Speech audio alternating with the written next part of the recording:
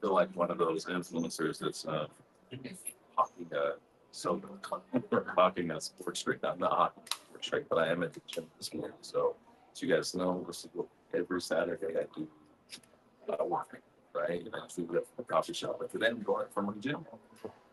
I'm doing Mavericks. So I have this is true. The focus of this particular Substack session. First, let me thank you guys. Thank you for joining. I appreciate it. When you're watching live, you're watching a replay. Thank you. Value my voice always to make sure that I'm bringing as much value as possible. And I help get businesses and sharing my journey. So today, the focus is now it's not recapping my week. Recap a couple of things that I've gone through. Uh, that there were some valuable lessons about that part of you guys that help you in your planning. So that's what we're at. Take a step that you guys are going.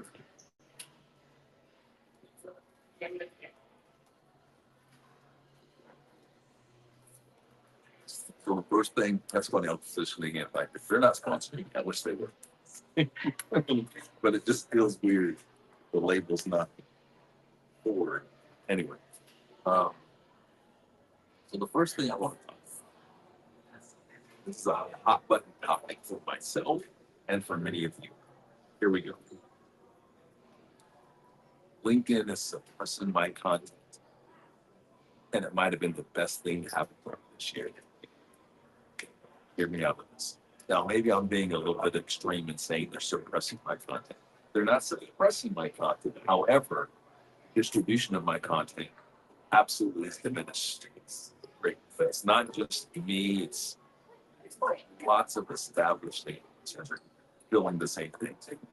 They're playing with algorithms, doing what they normally do. This time it does feel a little bit more impactful.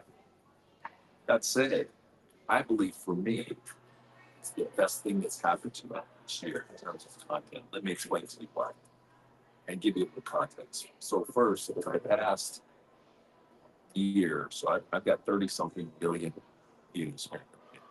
It's a lot, right? And this is significantly impacted my viewership. My numbers are way down. But what it's forced me to do is to take a hard look at myself first. This is something that I want to encourage you guys to do as part of your process that I'm already doing. Whenever I have a challenge in business, well, I always start here first. I'm like, okay, what can I do? What am I doing? What have I done wrong? What can I get better? Those sorts of, a lot of you guys have that same sort of process. So that's where I always start. And then the second thing is about controlling what it is that I can control. And so as I started reflecting back on this last year and the content and all of the viewership and the impressions and the things that LinkedIn decided to elevate to a larger audience, it became clear to me that I've been losing myself. That I think we in this world clicks and impression and dopamine get the best way to put this. You can get seduced into chasing that, chasing attention, and I'm not immune from that.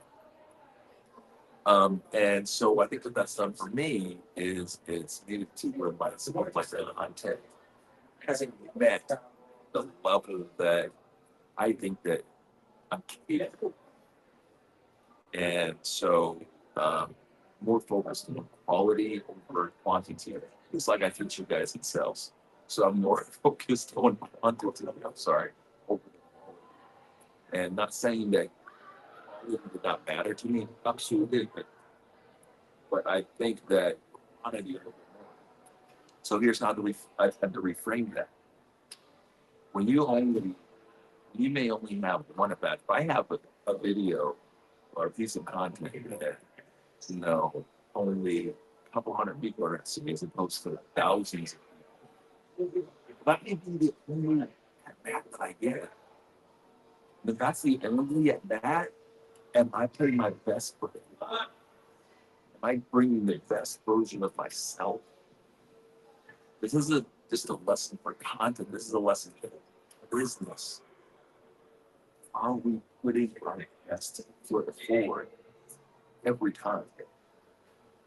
And so that's what it's been the catalyst for me in doing is rethinking my content strategy and making sure that the content that I'm creating, that I'm putting out there is something that I'm not only very proud of, but I know shows me in the best light in terms of bringing the most value that I can possibly bring and is more and more focused on you, the individual. So I don't get one at bat with you. I want to make sure that whatever you're doing for me is going to be something that I've done the best I can to knock it out the park. So I'm grateful. I'm thankful that my content, and I know it sounds weird. It sounds like some cliche thing to say, but I really am because it's helped me to refocus. And the content that I'm putting out right now, and I would encourage you guys to go again and check out some of the content. The content I'm putting out right now, I'm very proud. We're taking more time um, to be more thorough, to be more impactful, and and and I think that just giving you guys more of what it is that I do well. So I'm super excited about that. And I hope that helps you maybe reframe some of the challenges that you're going through. We got to think about the things that we can control. We got to start first right here in terms of what is it that we can do to improve situations and improve outcomes. And then once we've done that, we control what we can control. So that's the first thing this week that I want to share. I want to share with you guys in terms of what's happened this week. Um, a couple other things, a couple other thoughts I think might help. So several of my clients have been challenging value props, value prop position. What I mean by that is that everyone in their business has, you've all got your standard value props. We do X, we do Y. This is the outcome for you, the customer. But what I find in my work, and this week it really resonated because there's a couple clients who are going deep on value prop stuff, is that our value prop positioning and messaging tends to be quite generic. What I mean by that is we're up here at this superficial level. We're not getting deeper in value props and specific value props. I'll give you an example. So we did some role plays with one of my clients this week, and one of their sellers, they actually did a really great job at this. But during that role play, it was uncovered that the person that was the customer was in a financial position. And we sell very technical, this company sells a very technical product. And so oftentimes what sellers do is they stay with those same value props across the board, regardless of the audience. Regardless of the audience.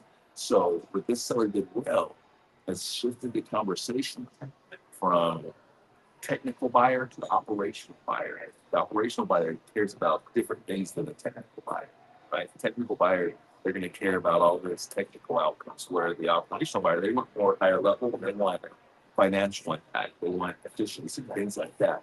So this seller did a great job in positioning the value props specific to that audience. I'll give you another example with one of my clients who had a meeting this week with a very they provide a great service to a very big company. They've got a great product. However, we needed to meet and have a strategy session so that I could talk through how to position that product specifically to salespeople in the organization as a partner. And here's why that was important, because the value props that they're coming with is the standard across the board, or the value props that they've used in communicating with executive levels and technical folks is not the same in terms of impact to the salespeople. The salespeople care about while those value props that you bring to the table for the technical folks or for the executives, they matter. They don't matter as much.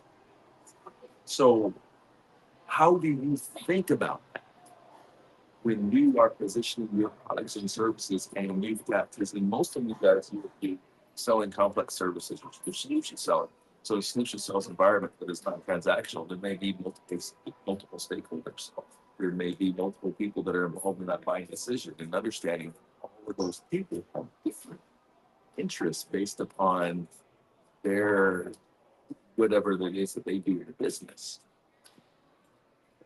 And are we adjusting? Are you adjusting your value props and the way you position those value props to impact that specific audience and the things that they care about? Have you done the work to understand what it is that they really care about? And this ties into another lesson this week. And so, in working with another client on value props and on what's part of a larger solution going into 2020 or larger strategy going into 2026, determining how we're going to be a better partner with a very specific client or partner client. And we had to start, or rather, I started with breaking down that relationship, understanding the stakeholders, understanding the geography, and then what it is they really care about. Here's why this is important. Because if you're looking to scale your business, we talk about this a lot, talk about ICPs, right? There's a difference between perceived value props and real value props. So when you're creating that ICP for your business to get you scale, you can sell more people. We talk about this all the time, right? You have to create that ICP model. And what you do to create an ICP model is you take your very best customer and you say, okay, use them as an avatar. You guys can go to my tool on the website, ronnellrichards.com, where we have the ICP tool. Check that out. Anyway, so what you're doing is you're creating an ICP based upon your very best customer, right? An avatar of that customer. However, as part of that, you're also determining what the value props are that matter to that customer. Here's where I've seen challenges, where I've seen folks miss it a little bit, and really understanding what those key value props are, that they brought to their existing customer base, or the things that matter the most to them. Now, I'm going to give you a tip to show you how to do it a little better. Because here's the thing: it can be hard to get after that, especially with people that you have a good relationship. No one else to tell you where you're shooting at. No one wants to tell you where you're missing it. Missing the point, especially where you have a decent relationship. They just want to tell you that you're awesome, and you may be awesome, but that again may be just the super level or superficial level of awesome. So a great way to uncover where you're really bringing the most value is by first understanding what it is they care the most about, irrespective of your product. It has nothing to do with your product or your service. So this week I did a discovery with another seller. Got on the phone with a partner company of theirs and went through this discovery process to uncover what mattered the most to them, so that we can in turn create a strategy that's going to help us to both be successful. So at surface level, the first question you're usually going to ask is, okay, what do you like about us? And I can say, okay, yes, you guys got this product, you got this service, it's great. Okay, it's awesome. Okay, that's awesome. It's great. Then your next question might be, okay, well, what do you not like about us? So where are we missing the boat? These are questions that I even ask this question. Where do you think you're missing the boat? Where do you think there's improvement? And because there's a level of affinity, they're probably not going to purposely not be truthful. They're just not thinking about negative things. It's just not top of mind. So that becomes a harder question to answer. So here's the question. It's going to take you a time. Here's the question that's going to get you at the heart of what you need to know, not just what you want to know. And that question is, well, tell me what's going to make you successful next year? Like going into the year, what are your objectives? What are the objectives from your boss? What are the objectives from your? But I always want personal impact. So I try to when I have an individual, I try to get away from the corporate objectives. I want to know individual. So I want to know what your quotas are. I want to know what your strategy is. I want to know all of those things, because that's my way of going back into this conversation and understanding where there may be friction points, where there may be gaps in my product or service in terms of their ultimate goals and objectives. You know what I'm saying? That is a way for you to uncover what your true value is. beyond superficial value. The true value could potentially be is, or rather not, assuming there is to that existing client, I think potentially be for other clients that will look like that. That's what you want to get at. You see, it's those things that are going to separate. Because your competitors, think about it. Your competitors are all saying the same thing. Everyone's coming with the same superficial value props, right? Usually related to transactional things. We prevent this that generates this sort of savings, stuff like that. Where these people, there's something they care about even more. You have to get to it, and you have to weave your solution into their success or draw that through line how your solution is going to make them successful. Now, what that does for sales and prospecting and positioning and marketing and messaging, it takes you out of the vendor space, it takes you away from being a vendor, and now puts you into a true consultative, solution selling partner, and that's the thing. Okay, it'll get you out of the transactional pricing as well. Um, Here's another thought. So this week, I'm trying to, as a personal, I said I shared this with y'all last week. I am trying to make sure that I'm investing in my continuing education, just like you. And one of those things that I'm doing, I got to tell you, it's hard for me. It's hard for me just because part of what's made me successful in my business, my career, is that I am right more times than not, and I trust my judgment, and others trust my judgment. But what that is, the kind of the negative thing about that is that has exposed me off to receiving or seeking out education from people that are peers. And that's not been a great thing. I mean, again, part of that goes back to the fact that I've always felt that I know better. Well, I know how bad that sounds, but it is what it is. And history has kind of proved that out. But I don't know better than all. And even those that I know better than can teach me something. So this is part of my personal evolution. Like, okay, I need to hear what some of my competitors are saying, hear what some of my peers and colleagues are saying, and what they're teaching, and see if there's some benefit for me. To that end, this week I listened to a webinar that was produced by Say Better, Sell Better. I'm sorry, my guy James Buckley put me on to this or to post about this. He works for Sell Better. If you don't follow him, he's really talented. I think he's a great host. Maybe someday I'll hire him. To the right, ladies. Right.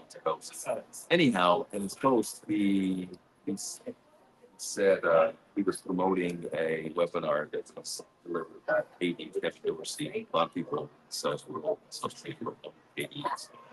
It's a good name. And so I said, okay, let me watch this just to kind of see what his insights on AI, which is a growth for me again, because I've already previously mentioned things. And also, when it comes to AI, you will find you'd be hard pressed to find someone that has been foolish in terms of understanding the technology, not just through application, not reading, not watching, but using and trial and error. I have for like 2 years.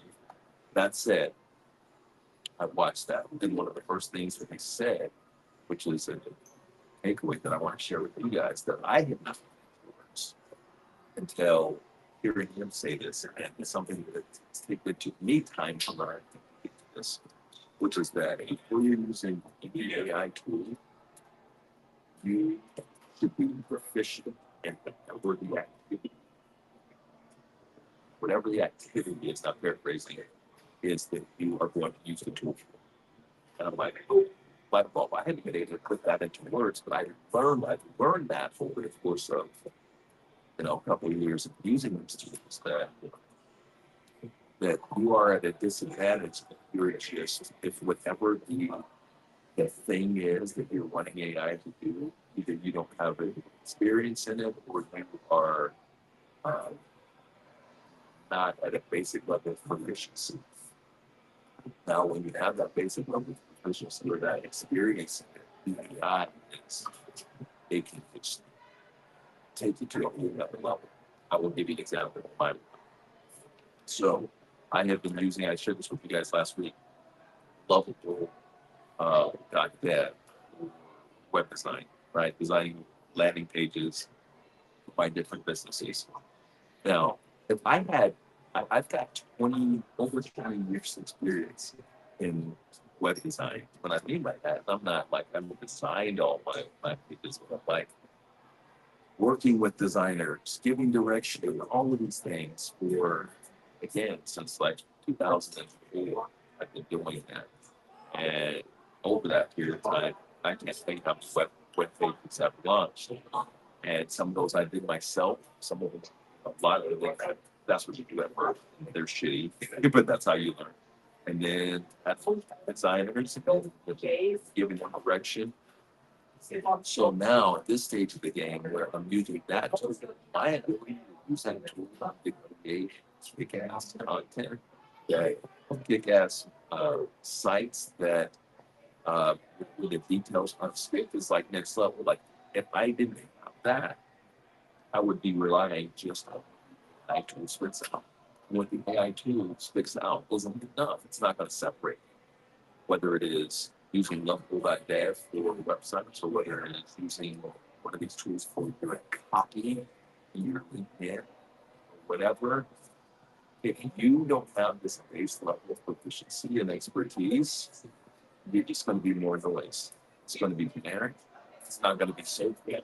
It's not going to be you, and it's not going to be that effective. Because there's another thing to think about. Like, we're getting accustomed to this stuff. As smart as AI is, we're smart. Our brains are so complex, and we're getting more sensitive to being able to identify something as artificial intelligence or not. So anyway, that was something major that I picked up from that, and I would just encourage you all that whatever you want to use AI tool for in your business, be proficient at it. Oh, like another simple example, like you guys know, but I've been working through trying to figure out AI STR, right, and those sorts of things because it's something that it's going to keep it 100. It's disruptive as hell. Uh, just like the technology that I shared this morning with some friends. When I started, like one of my very first jobs was working at AT&T Universal Park. She's like, what year is this? Oh my God, forever ago. I mean, I was 18 years old when I got that job. And at the time, I worked in the call center, big ass AT&T Universal Park doing customer service. That same operation today would have about a quarter of the people. Reason why technology. So people were able to self-serve better, right? Whether it is internet, whether it is the chatbots, whatever, all of these different technologies that evolved basically made those jobs go away. Diminish those jobs. You don't need as many humans anymore. SDR and BDR roles are going to go the same way. It just is what it is. Because there's a couple of reasons why, and I want you guys to think about this. The number one buyer is you. It's the millennial buyer. And studies have shown that millennial buyers are perfectly okay with no human touch. In fact, they prefer it for basic buying decisions. So a lot of your SDR, BDR work, which is basically about, hey, I'm covering opportunities and passed on to an AE or someone senior to actually do a meeting. Well, with your millennial buyers, AI is going to be doing it much more. I mean, AI can be more efficient in it. And again, we're talking about the base transactional level sales process. We're not talking about in-depth solution. We're just talking about automation. So AI is 100% a disruptor, a threat to BDR rules and SDR rules. When I say threat, I don't mean like something you can fight. I mean it's saying that much like those call center roles, here in the very near future, SDR roles are going to be being cut. All right, this is what it is. So, as someone that is a practitioner and a teacher and educator, like it's incumbent upon me to understand this stuff. So it's like I'm leaning into understanding the AI SDR functionalities, what they can and can't do. I've also been training it. Now think about that. If I didn't have the background that I have, and the philosophies that I have around how to do outreach and the experience of actually doing it myself, how successful a trainer would I be of these tools? Just another example. Using the tool without the basic proficiency yourself is going to put you in a situation to where you're just not successful. So again, shout out to my guy KD um, for that great share, and I'm happy to share that with you. That's what's going on. That's what happens. Overall, man, a pretty good week, with the exception of I was also sharing, probably a lot of you guys can identify with this that are travelers and do a lot of business travel. I went through a little mini depression. And I don't mean that like, oh, you know, call call somebody. I don't mean that at all. It's just about activity. It's a mini version of gold medal syndrome, and this just happens with people. So this may be something that you guys are going through or have gone through, and you just don't even know, and you put a word on it. You think that now you can and give yourself some grace. So there's this thing called gold medal syndrome. Basically, what that works is that people that win gold medals tend to go into deep depression after they win their gold medal. The reason why is because they have put so much energy and effort for so long into attaining that one goal. Once they achieve the goal, it's like, okay, done. Like, now what? Who am I? So this is much smaller level of that, where for those of us that really have a lot of activity, whether it's traveling, speaking, all that sort of thing. When you don't have that, you sit, first of all, you look forward to champions. Like when I'm not on the road, I'm going to get back home. But okay, great. This week I'm going to get home. It's awesome. I'm going to get back into my rhythm, get into the gym, do all those things I do more work on the business, work on ideation, all those things that can help me deal with strategy and growth. But the first week, you're like, oh shit, should I be doing something? Like, there's this nervous anxiety and then a little bit of like mini depression. So that may be something that some of you guys would felt that travel a lot, do speaking and things like I do. It's normal. It's okay. My process, just get through it. Like it's like waves of an ocean, right? Like this is something I was taught in meditation. It's like a wave of an ocean. You just know that it's going to come in, it's going to go. And so, that's usually what the first thing for me. But outside of that, this week was kind of the transition out of that phase. Um, so that's it. What a great week. Next week is Thanksgiving. Excited about that. Take some time off, see family. Hopefully you all get a good time to spend with people that you love, value. And I just want to encourage you as we get started first week, get started in the week. Just take advantage of every single day if you have. Usually you don't have very many at the end of the year. Uh, you think that you've got 4 or 5 weeks, you do not have 3 at best. Because your decision making is really out, going on vacations, you check out. And so you have to take advantage of every day you have. And I will be helping you on to that end. I'll be helping you guys on Monday. Monday, they go on shitty DMs. So make sure you check in for a session of shitty DMs right here exclusively on Substack. And yeah, we're going to go on a few. And that this week, I got a surprise for you. I got a surprise. I'm excited about this. So make sure you check in DMs this week. Check your email. You pop in, probably do that at 10. To get that email notification. Yeah, I don't think it's set up for notifications, but if you do, just make sure you go to the Substack app, set your notifications, make sure you know. But I'm going to go at 10 o'clock. You get an email. Everyone gets an email. No one online, but this week's going to be fun. And then go make them post on through Monday. You'll do some prospecting, um, work on your funnel, work on your closing, because you don't have much time left. All right, speaking of time left, I'm going to knock down this here. I'm going to go finish. Start my workout. All right. Peace out. Have a great weekend. We'll see y'all next.